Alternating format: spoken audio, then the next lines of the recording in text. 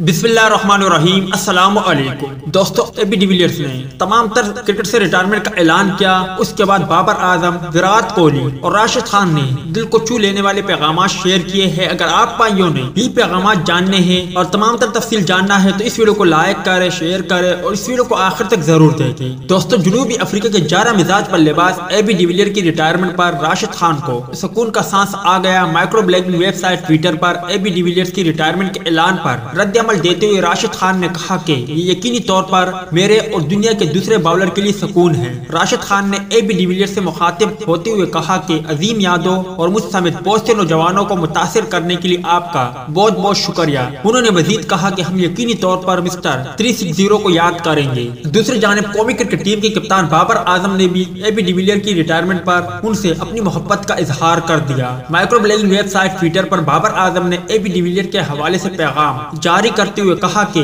आप हमेशा मेरे रोल मॉडल रहे हैं। मैंने हमेशा आपकी करिश्माती किरदार से सीखने की कोशिश की है। बाबर आजम ने कहा कि मुझे अभी भी याद है कि जब मैं पहली बार आपसे मिला तो आपको कितना मिलनसार पाया। उन्होंने कहा कि एबी डिविलियर्स ने क्रिकेट की बहुत सी नस्लों को मुतासिर किया है। रिटायरमेंट के मौके पर मेरी नेक तमन्नाएं उनके साथ है। यही मंजर देखते हुए विराट कोहली कहाँ खामोश रहने वाले थे। ट्विटर पर जारी किए गए पैगाम में विराट कोहली ने कहा कि एबी डिविलियर हमारे दौर के बेहतरीन खिलाड़ी और सबसे मुतासिर कुन शख्स है जिससे मैं मिला हूँ। उन्होंने कहा कि आपको इस पर बहुत फख्र हो सकता है कि आपने अपने दौर में कितने बेहतरीन खेल का मुजाहरा किया है। भारतीय क्रिकेटर ने कहा कि हमारा रिश्ता खेल से बाहर है और हमेशा याद रहेगा। उन्होंने कहा कि आपके फैसले से मेरे दिल को तकलीफ पहुंची, लेकिन मैं जानता हूं कि आपने अपने और अपने खानदान के लिए बेहतरीन फैसला किया है जैसे कि आप हमेशा करते आए हैं। विराट कोहली ने मजीद कहा कि मैं आपसे बहुत प्यार करता हूं।